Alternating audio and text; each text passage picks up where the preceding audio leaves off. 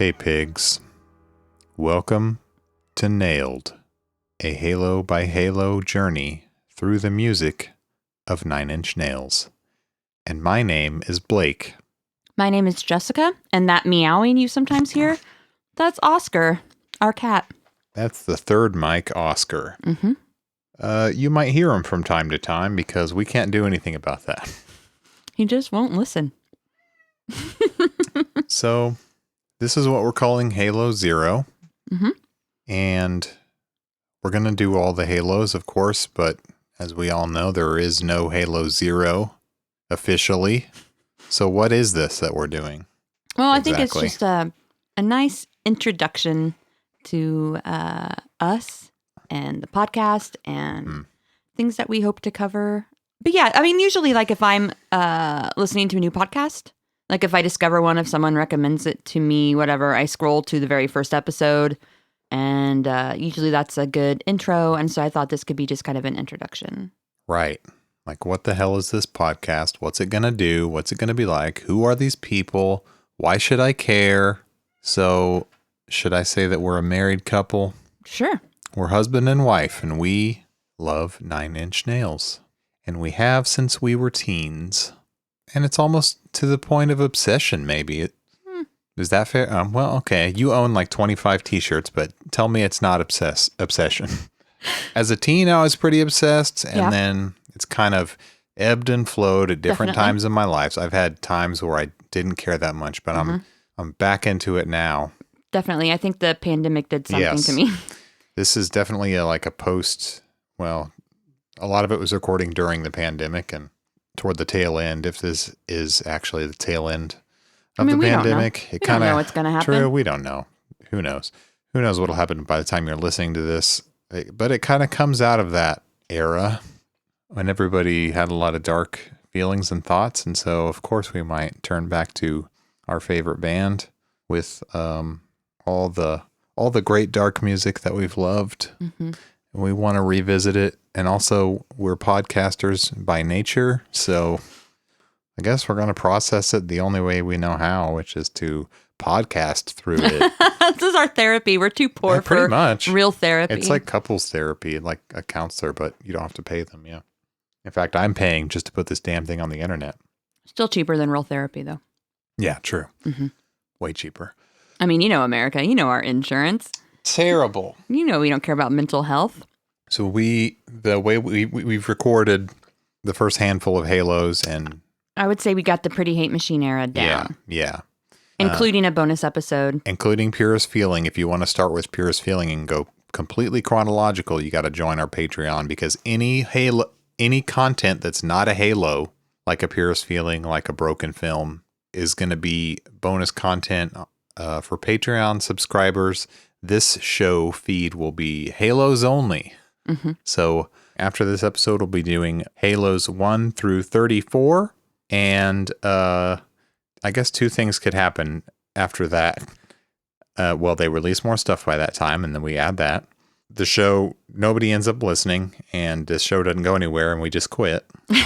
Or two, actually, there's more options, but we go back through them again and say all the stuff we missed, and or we do the sigils and seeds, maybe.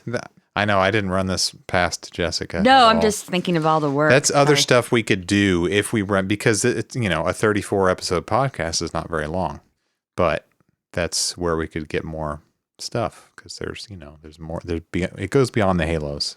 But the main focus of this podcast, it's right there on the podcast artwork, the subtitle, A Halo by Halo Journey Through the Music of Nine Inch Nails. Mm-hmm. And speaking of the podcast art, I want to thank Tyler Snell, who is our podcast artist, has done a whole slew of custom podcast art for us, not just the one cover art you'll see when you listen to the podcast, but other stuff we're going to use throughout. And it's all really cool and kind of done in a NIN homage style, but also it's kind of his own thing. And I don't know, I just like it a lot. Very good art. Thank you, Tyler. Yes. And expect it to change as we go to more match each era of the band's art. So as we go through all those, I feel like we know a lot of we know a lot of the minutia and the trivia, and we're big nerds about it. But I do want to say this disclaimer. I feel like I know absolutely fucking nothing. Well, you research more than me, though. Jessica has books about Nine Inch Nails sitting right here in front of her that she's read. All I've ever read was the Pretty Hate Machine 33 1/3 booklet. Read that, yeah. And it had a little bit about Nine Inch Nails, but a lot about the Rust Belt.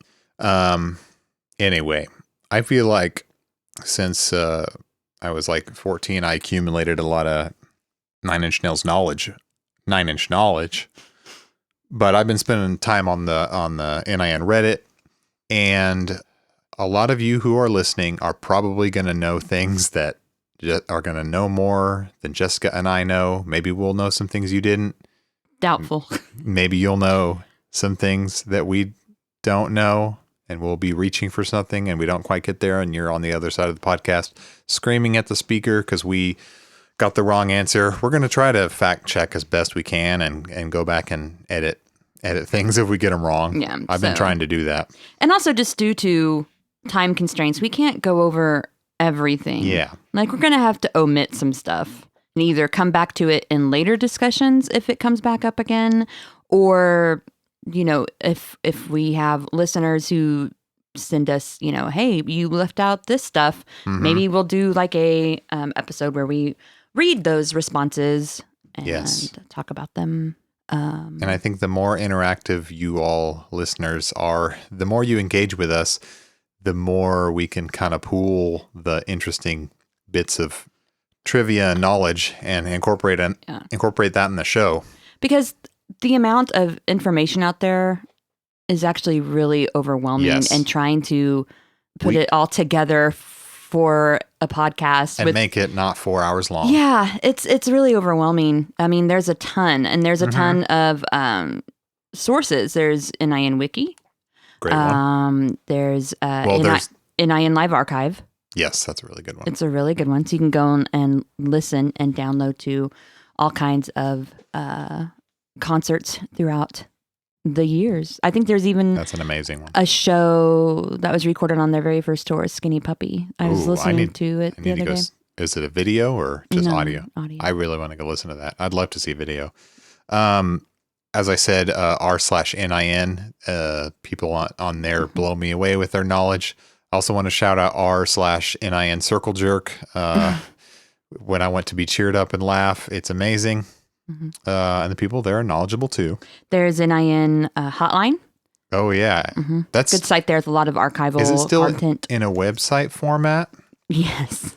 Okay, I've been going. It's like Web 1.0. Like it's, yeah. I went to that since when I was 15. You know, like that's how I got all my info. Like that was the shit. And Meathead, and I want to shout out Meathead.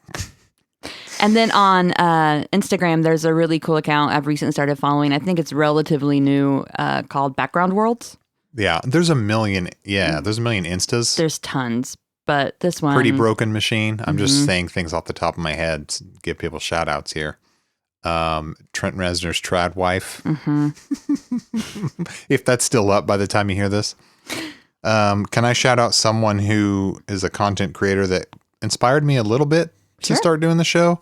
Can I thank Ixi, IXI, who, if you're a fan, you probably have seen her YouTube channel by now because she's like blowing up like overnight sensation because she's doing extremely detailed music theory breakdowns of Nine Inch Nails songs, doing all of Downward Spiral right now. And she just does it on her piano. Yeah. And also someone who started doing this during the pandemic and as a way to reach out and communicate with people. Yeah. So we were like, let's do something like that, but we don't have the music theory skills or background. Definitely don't have that kind of knowledge. Here's the thing is like we both approach this kind of differently too. Whereas you are trained in engineering. Oh, we should talk about our backgrounds just a little bit to give people context. But yes, go ahead. No, you can talk about yourself. No, brag about yourself, Blake. No, that's not, I'm not like give me some time to brag because I'm not a braggadocious person. Yeah. But we have different. Each of us come at it a different way, and that's probably because of our backgrounds. My background is I am I'm a current librarian, but also I've been an audio engineer by trade for a long time, a couple decades, and I've been a musician type person since I was a teenager. And Trent Reznor and Nine Inch Nails kind of inspired, I would say, are the biggest inspiration to me making my own music and being a musician since that tender age. Because I don't know which came first, like my interest in computer music and synths and all that stuff and keyboards, or loving Nine Inch Nails. They kind of came at the same time. And so hearing it, I was kind of validated as like a nerd who just wanted to make music in his bedroom on his computer. And so I was like, oh, music can be like this. Okay. Like listening to Pretty Hate Machine and stuff. So I come at it from a technical audio standpoint often because that's my background, and I'm really interested in like the little technical details of what Trent does. Like that's some of the stuff I'm most interested in. Of course, just my gut feelings about stuff is also very important to me in this music. But what way do you come at it that's different from me, and what's your background? Well, I have no formal training in any kind of audio engineering or music even. I mean, unless you count my very brief period in band for like 3 years. Clarinet, I mean, that counts. But yeah, I've just always, not always, probably in late junior high, I discovered alt rock through Bush. This is the dumbest. I know. So Bush before Nirvana? Well, I knew who Nirvana was and knew vaguely, but I got really, really, really into Bush. I was an eighth grade girl, you know, 7th grade, whatever. I don't know how old I was. Well, 8th grade, I saw them in concert. So it must have been that I got that CD way before that, right? But because of that, actually, it's one of those things where you get really into a band and you start reading just every magazine article you can find about them, because at the time we didn't have internet at my house. It was literally like go out and buy Rolling Stone and hope that they mention this band you love. Something like that. And anyway, I just became obsessed with alternative rock, and that led to my first like real good band I liked were like the Pixies. I mean it's just that they were one of the first, in quotes, good bands that I liked too. Yeah. And honestly, I discovered them because Gavin Rossdale, and I'm going to be honest, like in a Rolling Stone article, was talking about how, well, everything Nirvana did was he's always been accused of being like a Nirvana ripoff. Yeah. And he was like very defensive, and he was like, well, everything Nirvana did ripped off the Pixies. Like if you look at Gouge Away, it's basically the architecture of like every Nirvana song. I figured out what album it was on. I bought Doolittle, and it blew my mind. And from that moment on, I just became this person whose whole personality was music girl. Not horse girl? No, not horse girl. In fact, in like high school, whenever we did like job predictions, everyone's like, Jessica's going to start her own music magazine and be a music journalist. I was hoping they'd say rock star. Oh, no. That's the next best thing. It was more like someone who just gets to document rock stars, right? She'll be the Lester Bangs. Yeah. She's going to be the Cameron Crowe. So... yeah, when the Downward Spiral was my first, I didn't get it when it first came out, because when it first came out, I was in 6th grade. I do clearly remember the Closer video, though, from when I was in 6th grade, but I don't think I bought the album itself until 8th or 9th grade, and then it was just Nine Inch Nails obsession, right? Yeah. So, and of course, anything associated with Nothing Records at the time, too. Like, I had the Prick CD, and I had Marilyn Manson, and I had... trying to think of, I know I had other Nothing releases. I just can't think of them off the top of my head right now.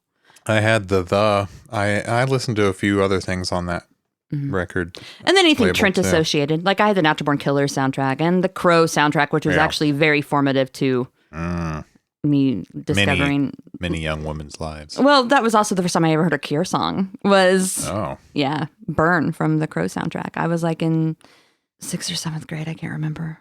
The Cure song Burn? Mm-hmm. I don't even know if I know that one. It might be only on the Crow soundtrack. Okay. I can't remember. But anyway, I'm sorry. We're supposed to talk about our... yeah, just kind of like but yeah, who you are. Anyway, in college, I majored in lit and creative writing. And I think I come at this as a person whose education is in that, whereas I like to look at things like historical context and audience reaction and the art that this art creates, right? So the things that this has inspired culturally, whether it's visual aesthetics or other music, things like that. So those are more the things that interest me whenever we're talking about the band and about the music. Do you also want to come back and just rant about Gavin Ross still being stupid for a second? You can. I just wanted to say, in many interviews... We know he's a himbo, though, right? Yeah. Okay. Kurt Cobain freely admitted that all he wanted in life was to rip off the Pixies and to be like them. So to throw that in his face as if it's some secret that only Gavin Rossdale knows about and attack them for it. I don't think he was attacking. I think he was defending himself. It is funny to be a ripoff of a ripoff. I do love Nirvana, and they are. And the Pixies. They're the reason I know who the Pixies are. Can I tell you something? Yes. I quit listening to Bush after their second album, baby. So not a loyal fan to Bush here. I think it's because I listened to so much good music that I was like, oh, critics are right. This is not good. So obviously we are music heads. I should specify 90s alt-rock music heads. We know a lot about, stuff older millennials know about. And we like to rant about it, even though we may not know about what's going on in the current moment. We know a little, not a lot. Have you ever heard 121 Pilot song? I'm pretty sure I have, but I just couldn't hum it. I think maybe I've seen a clip. I couldn't name one, and I'm not that interested. Yeah, me neither. That's how you know you're old. Most rock music, I'm not. You know how you're old? You're old? How? When you've never listened to one Machine Gun Kelly song.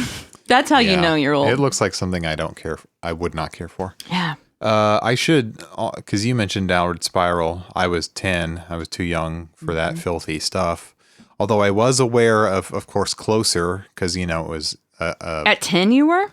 Well, maybe 10 and 11 and 12 and 13, because, it was on the radio and people talked about it, and like kids on the playground talked about it because it was the dirty song, Fuck Kids You on Like playgrounds? An Animal. So you're playing kickball and kids are like, hey, you hear that Fuck You song? I'm just saying kids in school would make reference to it because it's the song that says fuck you like an animal. Didn't they do that in your school? Like just... It was the end of 6th grade, so it was that transitional phase between 6th and 7th grade that album came out. I can't nail down a certain moment in my life, but I know that kids because I'm a little bit older than you, so I can definitely remember maybe more than you can. Any song with something dirty in it, kids would mention. So I knew it only for that. I got into the band for real shortly after The Fragile came out. And so there's a certain like Gen Xer fan that would think that makes me a poser. But the upside is that younger millennials and Gen Z people will think I'm an old head for loving The Fragile and jumping on board in the year 2000. That's what I got on there. Starfuckers and all that. That's what I got on board. Yeah. I remember, though, listening, my friend Erica had a copy of the Downward Spiral. And I remember going over to her house like in 7th grade, and we would sit in her room, and she had a little boombox. And if her mom was home, we were playing it, she would turn it down really low. Because her mom, 1, didn't know she had the CD, and 2, had no idea what was on it. Oh, I know that And feeling. like we'd be listening to it just in secret, like, we're so bad. Yeah. You talking about Downward Spiral? Yes. And I remember like I turned it up a little bit during, I think, March of the Pigs, and she's like, turn it down. Like she yelled at me so loud. Oh, God. Yeah. Yeah, I know what it's like to have to sneak around a little bit. My parents weren't that prude. I've told you about how my mom once briefly took away, I think it was at least 3 CDs, Marilyn Manson, Dead Kennedys, and Rage Against the Machine. Wow. Okay. Because she wanted to know what it was about. Did she? I cannot imagine your mom listening. She fucking listened, and she said this stuff is weird and gave it back.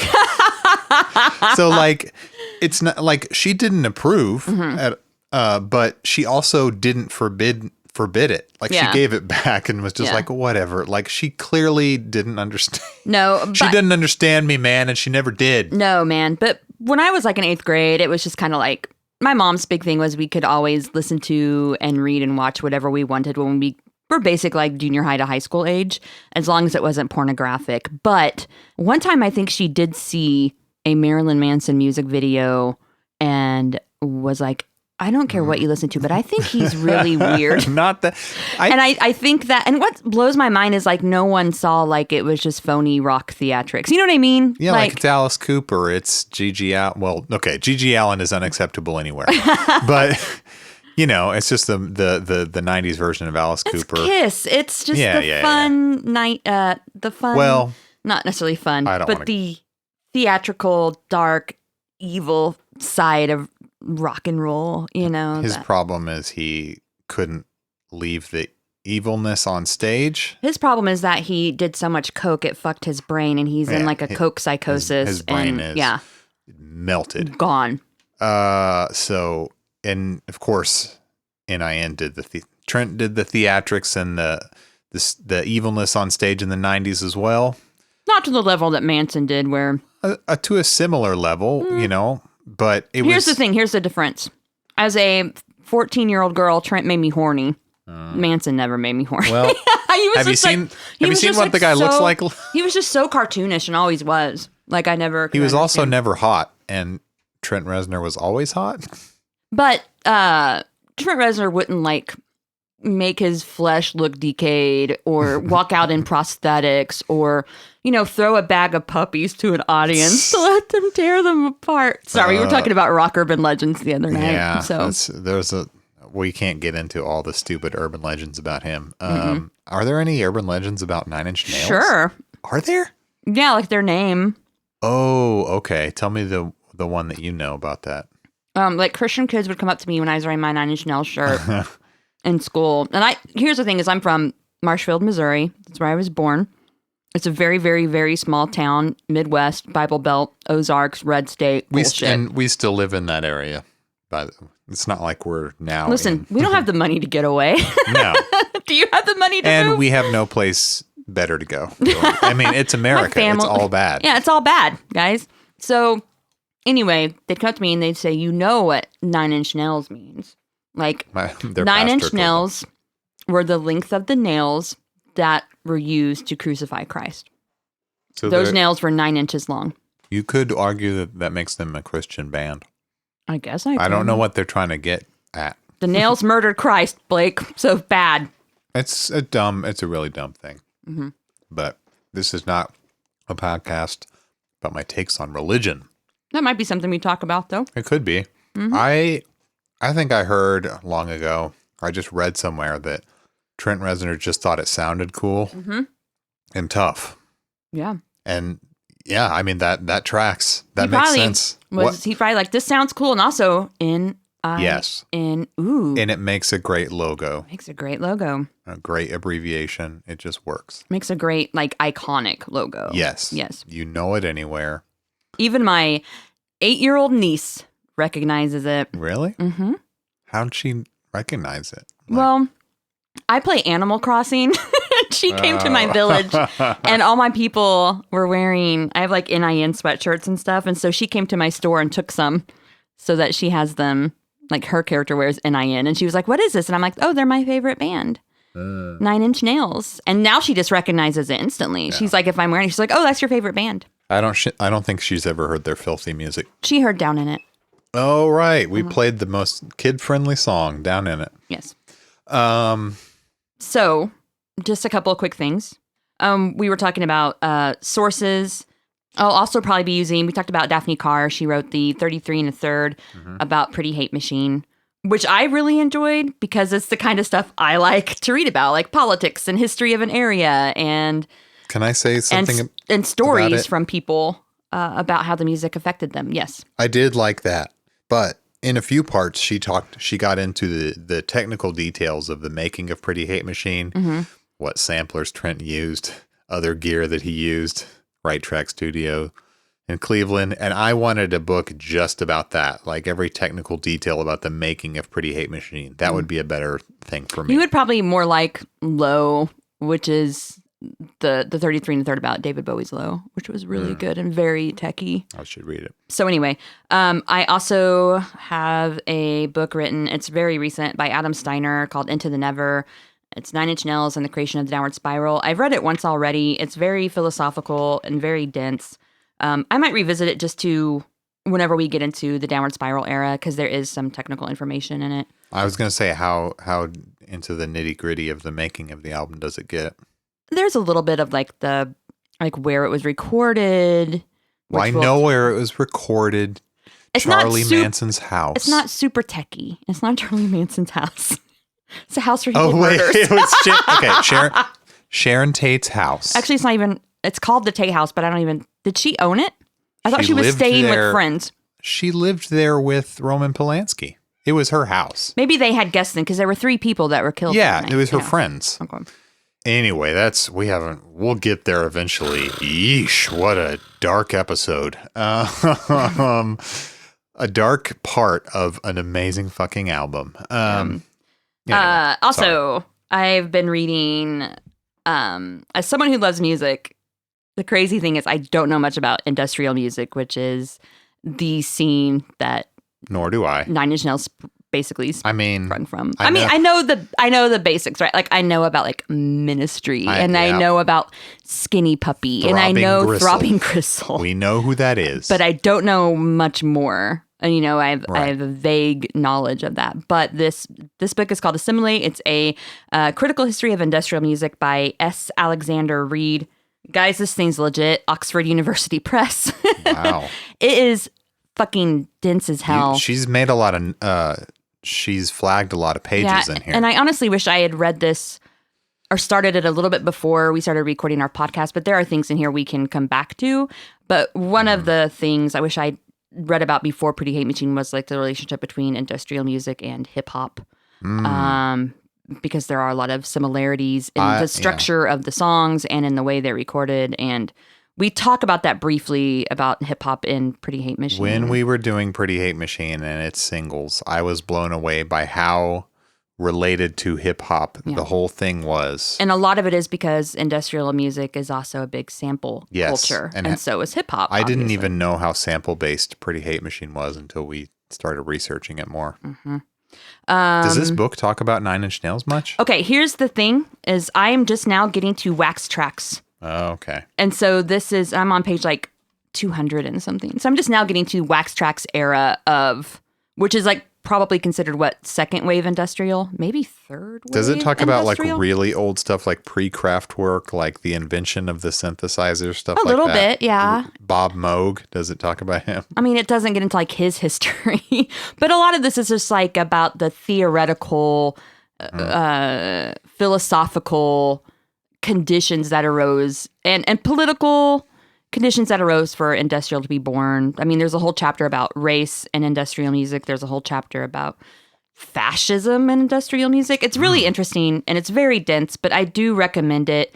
I'm usually a fast reader. I've been taking my time with this. It has taken me months to get this far because it is so dense. But highly recommend it. Check it out. Assimilate. Is what it's called. Yes. So, which is also a Skinny Puppy song. So, if there you go. Also, I've created some sources for you guys. I have playlists on Spotify. One of those playlists is just called Assimilate, a critical history of industrial music, where I am just putting in every single song that I come across that is mentioned in this book, whether it's industrial or not. Are there Human League songs on there? Yes, because Human League's early stuff was actually kind of industrial, like industrial and new wave and no wave. And are they the ones who did Melt With You? No. That is Modern English. Oh, Human League did Don't You Want Me Baby? Oh, that's a great ass song. Yeah.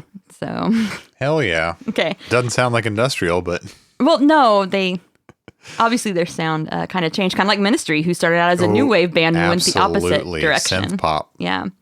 And I also created a playlist that I called 9 in samples, which are samples of known samples, by the way, of music used in 9 Inch Nails song, and I've tried to put them in Halo order. So I will be adding to it as we continue on this journey. So if you're interested and want to hear, I don't know, the Barmy Band or whatever he sampled for Down in It. There you go. Barmy Army. Barmy Army. Stadium Rock.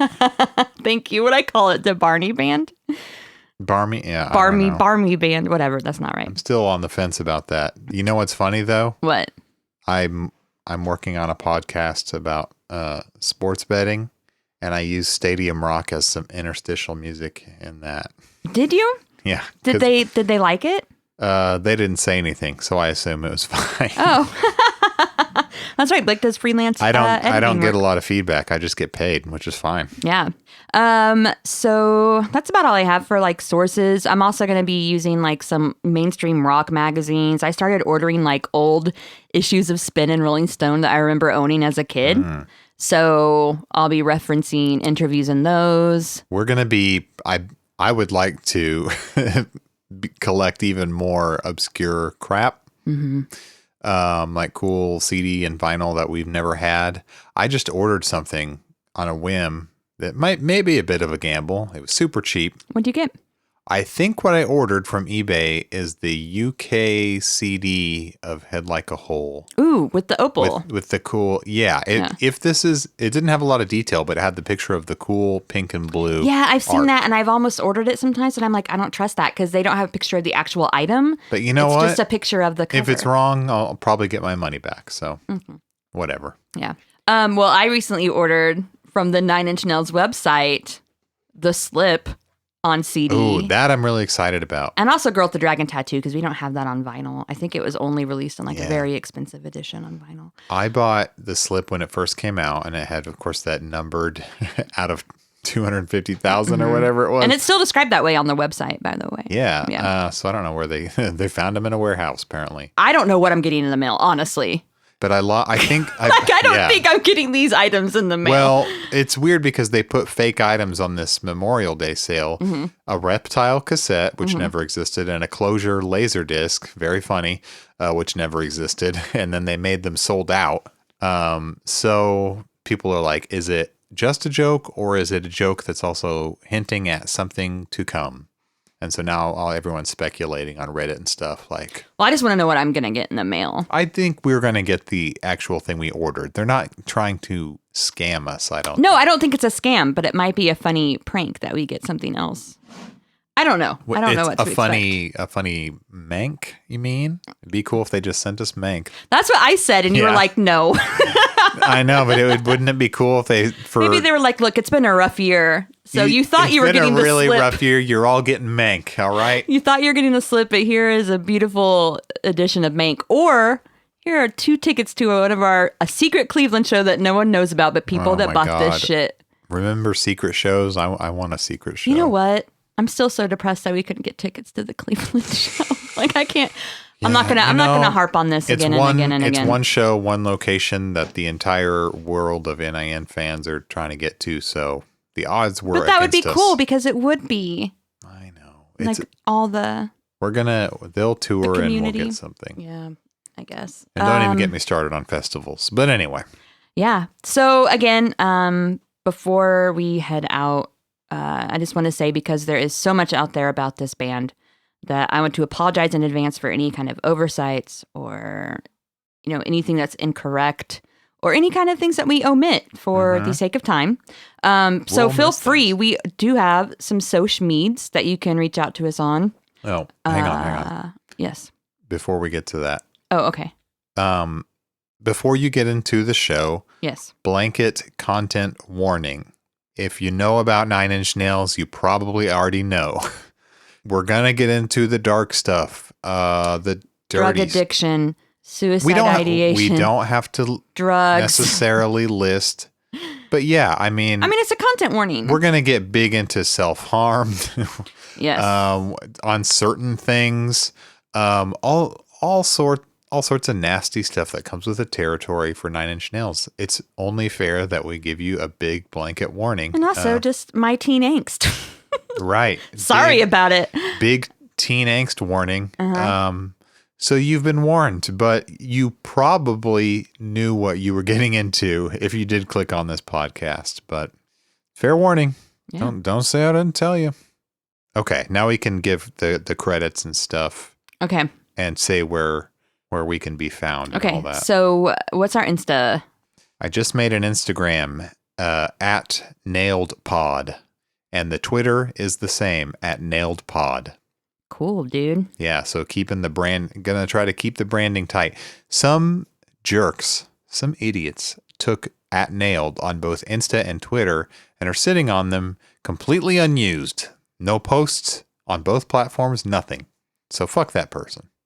And there's about 80 accounts on both of those platforms called Nailed It. You don't want to click on Nailed It because Nailed It is something totally different. It's like a cake thing. Right. Well, not only is it the show about cakes. Yes. It's like so unoriginal that a million other people called their thing Nailed It. Like we're a woodworking podcast. We're called Nailed It. But Nailed, just Nailed, is very original, very smart. You're welcome. Did you come up with it? Yes. Okay. Well, you're smarter than me, so it makes sense. I had some really bad ideas for. You'll hear it in the first episode. Yeah, I had. Also, warning: the first couple episodes, we didn't really know what we were doing yet. Well, so. We knew. I'm gonna say that they're still good. I mean, I didn't say they were bad. I'm just saying we were figuring things out. Bear with us. We're seasoned podcasters. I mean, we knew what we were doing, but we didn't know the name of the show. And the format of the show we figured out, but it's still really fun.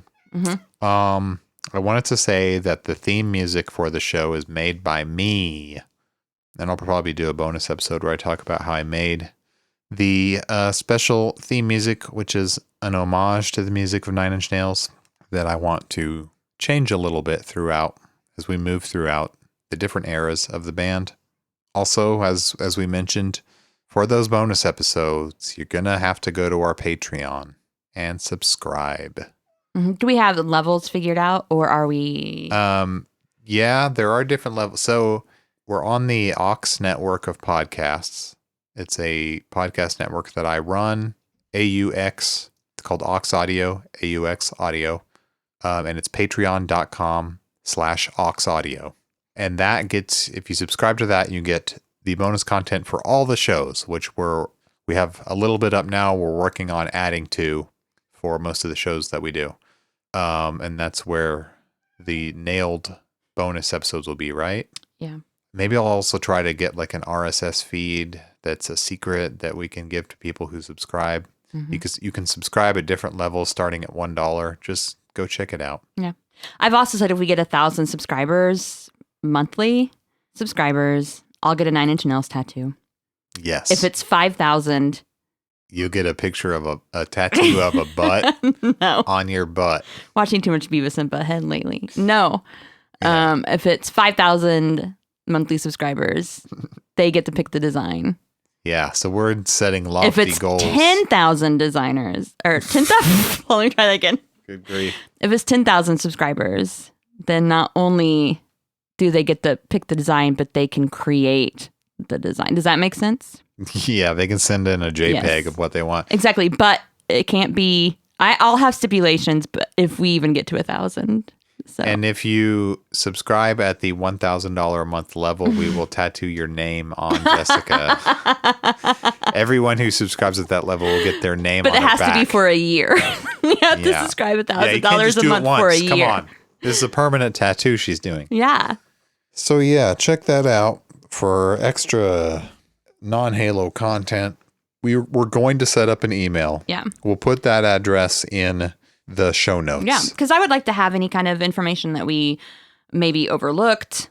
If you want to send us that way, if you want to correct anything that we maybe got wrong, if you want to share your experiences about whenever you first started listening to Nine Inch Nails or what they meant to you. I think it'd be cool to have shows maybe in between eras where we maybe read listener responses. So also, love or hate mail, one or the other, both. We'll at some point, we'll probably want guests, right? Mm-hmm. If you want to be a guest, DM us on one of those platforms or send an email to the address in our show notes. Say, hey, I want to be a guest. Here's why I deserve to be a guest. We need a closing. We don't have a closing line yet. God, that's another thing. If you guys want to help us figure out a closeout, that'd be great. I think we should maybe let the fans pick. Let the listeners decide a closing. Yeah. Doesn't it make you feel better? I don't know. Okay, so thank you for taking a chance and clicking on Halo Zero and giving our podcast, our little nascent podcast, a chance. Please subscribe, on your platform. Give it 5 stars and review it if you like it. I guess review it if you hate it. But thank you for listening. Stay tuned because it gets way more entertaining from here. I promise. That bonus up, we were drunk as fuck. And but it was fun. Purest Feeling, it's worth it. For Purest Feeling, do me a favor. Experience the Halos. Experience the Nine Inch Nails music chronologically. Go subscribe, patreon.com/oxaudio. Listen to Purest Feeling right now and then go through the Halos. Thank me later. I got to say Purest Feeling is our best episode. So if we're putting that out there first, they're going to... So good. I mean, it's just fun. And it's funny to go through. And I'll post my... Hear our live response to the first time we listened to Option 30. Oh, my God. Yeah. I'll post my custom album bootleg art for Purest Feeling on our socials. Yeah. Okay, so we'll see you for Halo 1, Down in It. Bye. See you there.